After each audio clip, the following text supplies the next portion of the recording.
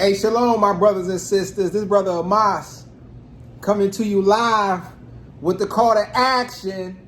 This brother Amos with the call to action. And guess what? Listen, it's a great day to be alive, man. I can't continue to stress that thing. You know what I'm saying? With all this foolishness going on in this world, listen, it's a great day to be alive, and you're alive today because your journey's not over just yet. It's not over just yet. So what you got to do, let's open this thing up here. Let's open this thing up. Because, you know, one of the biggest things that we do in our lifetime is we get started, but we never have the endurance to get to finish or to complete the task. So what we become is we become a jack of all trades and a master of none. Like, what is that one thing that you be mastering? Because check this out, my so-called blacks, Hispanics, and Native American brothers and sisters, you are God's chosen people. You know what I'm saying? You are God's chosen people. Like, that should not be hard, that you are truly the chosen people walking amongst this earth. Now, you know, it doesn't mean that, you know, you look down upon others, but no. Hold your head up high, not in a prideful manner, but hold your head up high. Start slowing down your thinking and really get back to the basics of what life is supposed to be. Because life is supposed to be lived. Not arguing, not fussing and fighting, not destroying our bodies, not destroying our minds, not destroying our spirits. So we got to get back to doing what it is that we're called to do. You know, I guarantee you, many of y'all have not actually sat down either today, yesterday, or within the last week and really determine what it is that you're going to do for the rest of this year. Or what it is that you're going to do for all of August. Because guess what? Pandemic time is about to, you know, it's on its way. You know, we still got you know, a couple more mountains to climb with this thing. But as you see, the government is forcing things to happen, even though they shouldn't happen so soon. But it's okay. Because, you know, the biggest thing we got to do is get into our plan and purpose. So now look, this is what I'm about to do. You know me, I like to go to the Bible because this is our history book. This is how we know that we are God's chosen people. And this thing can't be disputed at all. At all. So we're gonna go and we're gonna talk about this plan and purpose that we're dealing with. And this is one of my favorite scriptures right here. This is one of my favorite scriptures right here. Let me get to that thing. Here we go. Because this is the basis of how I operate. Because, check this out, there's no benefit for you not walking out according to your plan and purpose. A lot of y'all like to fight, like to fuss, want to play get back games, and the only thing you doing is getting back at yourself. Because think about how much goes into your mind when you gotta plot and plan against somebody. You barely sleeping. You probably barely eating. The relationship that you should be having with your children, with your parents, with your siblings, with your spouse, and things, you're disconnected from that. You know, it's time to be specifically present in the moment. So what we're talking about is really stepping into our plan and purpose. Because my so-called blacks, Hispanics, and Native American brothers and sisters, you are God's chosen people. Christ is black, according to Revelations 1:14 and 15. You understand? You are as Deuteronomy 7:6. Matter of fact, let's get that real quick. Because you know, the Bible tells us to prove all things. And there's a lot of people with opinions that don't matter. And your opinion don't matter. And I say it again, your opinion does not matter. Like Baba D. Gregory said, the truth does not need to be validated by anybody's ignorance. Now let's get this. Deuteronomy 7:6. This is why I dare to say, you know, that you so-called blacks and Hispanics and Native American brothers and sisters, you God's chosen people. This is why I dare to say that we can't be talking about equality because we above all these other nations. I know y'all afraid, but a lot of y'all who are so-called unapologetically black, y'all cringe when I say that. Oh, how are you saying that? Be unapologetically black then. Now let's dig this. Deuteronomy 7:6. For thou art a holy people. Moses is talking about the Most High God is talking through Moses and really dealing with us and telling us who we are, the children of Israel, the true Hebrews. This thing has been expounded on hundreds of years. See, we ain't talking about your neighbors or the little schisms, the little playground talk, the little lunch table talk. We talking about the scholars who study this. You understand? We talking about the books that's written over and over and over again about this. So Deuteronomy 7 and verse 6. For thou art an holy people unto the Lord thy God. Holy means separate. You're not supposed to be intermixing with those other nations to the extent that we do it. Interracial marriages, no. Fornication, no. Taking upon their customs and their traditions, no. Continue.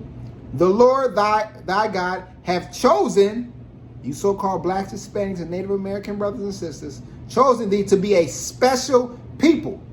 Now we consider somebody like, for example, when folks be trying to do different things to surprise people, they give a special gift, or something that's really over the top, something that's not like the rest, something that's very unique and specific and particular. Continue. For thou art an holy people unto the Lord thy God. The Lord thy God hath chosen thee to be a special people unto himself, above all people that are upon the face of the earth. Now, that's above. We know what above means. We know when we talk about above and beyond. And that upon the face, above all the people upon the face of the earth. That means the entire earth, we're above. We are a holy people, we're separate. We're a special people, we're unique. And we're above all these other nations. You got to get excited about that thing right there. You got to get excited about that thing. Because at the end of the day, I'm just reading the Bible. This ain't my feelings or my emotions. This is putting me back into my rightful place. You know what I'm saying? On this earth. Where I ain't being called the N-bomb. I ain't being called trash. I ain't being called trifling. I ain't 3/5 of a people. You know what I'm saying? We got to get excited about that thing here. So now, we know that. Now let's go to one of my favorite scriptures here. Proverbs 18 verse 16. A man's gifts maketh room for him, and bringeth him before great men. You know what that tells us? That the work you've been doing, that you've been stressed about, it ain't the work you need to do. And because it hasn't made room for you. See, a man's gifts, and the gifts are ordained by God. So what's really implanted in you, that calling that keeps you up at night, that thing where you at your job and you just dozing off thinking about that thing, that gift will make room for him and bring him in front of other great men. That means it'll make room. It's not your degree, not your social club, not your affiliations, not whether you can knuckle, not whether you're good at sports. Your man's gifts will make a room for him. That means your gifts will put you in the right positions of where you need to be. You don't have to backbone. You don't have to minimize. Because we heard the term, your work speaks for itself. A man's gift bringeth room for him and bring him before great men. That means the things that you're called to do, it'll put you in front of the people that you need to be put into. That thing will open doors for you that you can't even comprehend. You think all the education you got, you think that all the affiliations you got, you think your physical talents and your gift of gab is going to do it. Imagine if you get tapped in. Imagine if you get into your power place. Imagine if you do that thing that that keeps holding you up at night. You know what I'm saying? We got to do that thing, ladies and gentlemen. Let's get some more on that. Why? Look, I had to write some things down. Because sometimes my membrane, I get excited about these things and I get off track. But now look, let's go to this thing here. Sirach. Now look, this is the Apocrypha. This is within the Bible. In the 1611 Bible, it was within the Bible. But you know how things happen where they try to take books out from the Bible and try to navigate that thing. But guess what? The books are still there. You just gotta know where to look. But this is the Apocrypha. In the book Ecclesiasticus, it's just like Proverbs. Ecclesiasticus got a lot of wisdom. So now this is what we do. Ecclesiasticus chapter 40 and verse 29. This is why it's important to get into your plan and purpose. Because we understand that jobs are going to work us overtime. We're really not going to get paid for the value of what we bring. And we might get overlooked for promotions. We know that. So now, Ecclesiasticus, that's Sirach in the Apocrypha, chapter 40, verse 29. The life of him, talking about us as people, the life of him that dependeth on another man's table is not to be counted for a life. Wow. I'll say that again. The life of him, this is Sirach, also known as Ecclesiasticus, chapter 40, verse 29. The life of him that dependeth on another man's table is not to be counted for a life. That means that if we got to continue to depend on another, like the other nations, because, going back to Deuteronomy 28:48, where we're going to have to, where we're going to serve our enemies in one of all things. That's the housing, that's the clothing, that's the food, that's the cars, that's everything. The life of him that dependeth on another man's table is not to be counted for a life. That means if you are dependent on another man to get a paycheck, on another man to get a specific service, that's not to be counted upon as a life. That means you haven't lived if you have not really done what you're supposed to do, done your calling.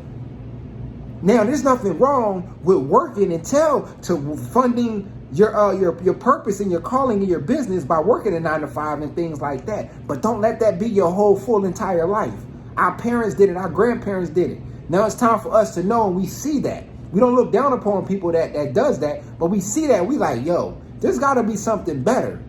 Because that's saying right there, the life of him that dependeth on another man's table is not to be counted for a life. So we're dependent on them. Okay, we go to work. Oh, we got to get this. Oh, I got to get an extra more overtime. I got to work more time, which taking me from my kids, from my family to pay these bills. Oh, man, like Corona right now. Look, like Corona happened. We so dependent on this economy and things that when it shut down, what was happening? We was thinking we was stressed out, probably divorcing our spouses, arguing with our spouses, domestic violence rates is going up. Things like that. People with drinking habits, smoking habits going up. So let's continue that. The life of him that dependeth on another man's table is not to be counted for a life. For he polluteth himself with other men's meat, but a wise man well nurtured be aware thereof. Man, so like we getting wrapped up and entangled in building somebody else's business, fulfilling somebody else's dream. And it says a wise man well nurtured will be aware that you'll be aware that, this is only for a season. And that season may be 2-3 years, but you got to dedicate your life to get up out that situation and build your legacy with the things you do outside of that job. So guess what? Here's a nice little tip. When you working at these jobs, don't come home and not do nothing. When you go into that job, start listening to a podcast. Start watching YouTube videos on some motivational things or some things that you really want to inspire to be. If you want to be in a tax field, start watching videos about that. If you want to be in construction, start watching videos about that. You know what I'm saying? If you want to open up your own clothing company, start watching videos on that, because the time from your living to your house to your job, that's about 10, 15, sometimes 30, 40 minutes that you can really deposit something in you. And then on your way back, boom, you watch another 30, 45 minutes of those videos. You listen to those videos. And then guess what? We know some of y'all got spouses, significant others, kids, things like that. But okay, you get that stuff done. When you put your kids in. When you're in the shower, listen to some podcasts. Watch some YouTube videos. Before you go to bed, do that thing for like 15 minutes. Apply 15 minutes at least to your day before you go to sleep on something that you want to do. Whether it's writing out the game plan, constantly writing it over, tweaking it. Whether it's reading a chapter out of a book or something. Whether it's listening to that podcast or watching that YouTube video while you're in bed before you go to sleep. But don't go home and without working on you. Because we see from Proverbs 18:16, a man's gifts will make room for him and will place him in front of other great men. And we see Ecclesiasticus chapter 40, verse 29, the life of him that dependeth on another man's table is not to be counted for a life. For he polluteth himself with other men's meat, but a wise man well nurtured will be aware thereof. So we got to get this thing rolling, man. I get excited about this stuff, man. Yo, listen, there's no benefit for you not to walk according to your plan and purpose. Let's get this thing right. Get hungry about what you want to do. Get excited about what you want to do. You know what I'm saying? I don't care about your story or what you've been through. Because as long as you living, guess what? You got a purpose. You know, I heard Les Brown say one time, he said he was speaking to one of his friends, and he said one of his friends or his colleagues said, you know what the richest place in the world is? It's the grave. Because that's where a lot of people died and they didn't fulfill their dreams. A lot of $1 million ideas is in there. A lot of billions and trillions of dollars of ideas is in there. And the only thing that separated them, mostly separates people who don't walk according to their plan and purpose, is confidence. It's belief in themselves. Because they haven't self-examined themselves enough to know that you're greater than this. You're greater than your situation. You just can't flip the switch and you be that. You got to work towards that. So start creating habits for yourself. 15 minutes a day, build. Don't just set 10-year goals. Set weekly goals. Monday to Friday, set mid-weekly goals. From what's your goal from that day? Then from Monday to Wednesday, complete that goal. From Wednesday to Friday, complete that goal. Then you working. Because I don't care, we're all busy. We all got 24 hours in a day, but some of us started early. Some people 24 hours start at 4. So by the time you get up at 8, they already got 4 hours ahead. And then they probably still going to sleep at 9 o'clock. Why you up till 2 o'clock? Or some people are powerhouses, and guess what? They doing all the night shift. You know what I'm saying? But guess that's the only difference from a lot of us. It's not your degrees, it's not your education, it's not your affiliation, it's you stepping in according to your plan and purpose. You have being passionate enough that you're gonna get 157 no's before you get one yes. But see, a lot of y'all want to be so offended, and then you're feeling so much that you don't want to take the step because they might say no. Well, they just said no anyway because you didn't ask. Or how about you work on your delivery or your pitch or your 30-second pitch? Because it's not just about, and that's one thing I learned too.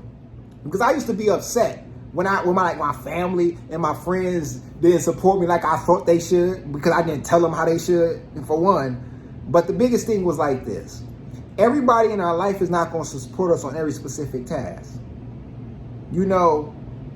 My biggest customers on the products that I sell and the services that I deliver are not my family or my real strong personal partners. They are, quote unquote, what we can call strangers, or people that don't really know me like that. And that's okay. I had to really come to terms. That's okay, because my family and then my partners and my real partners and stuff, they support me in many ways that is needed. That internal, you know what I'm saying? That uplift, that behind the scenes type work. You know what I'm saying? Now, mind you, if I need them to do something, they're going to do it. But I got to be vocal. I can't be, y'all, I just started this business. But I can't think it's just self-explanatory. No. Since I would do it and without being asked, and they wouldn't do it, or I'm not saying them, but somebody else wouldn't do it without being asked, don't mean they don't support me any less. We got to get out that mindset, because that's toxic. But it's up to us. Stand tall. Don't quit. Don't submit. Start having enough courage, especially so-called blacks, Hispanics, and Native American brothers and sisters. You're God's chosen people. You are a part of the supreme lineage. Stop taking and accepting the foolishness that go on with this life. This life is already hard enough. Don't drag yourself down any further. Stand tall. You heard Deuteronomy 7:6. You are holy people. You are special people. And you above all people upon the face of the earth. And I don't care who don't like it. You can't prove me wrong. Okay? Your feelings don't mean nothing. Stand tall. Get into your purpose, because we about building legacy. We about building family. Build for at least 2 generations. Now, let's close this thing out now. Listen, as I once said, our brother Amos, and it's call to action. Get activated. Stop playing games. Stop selling yourself short. And with that, I say shalom.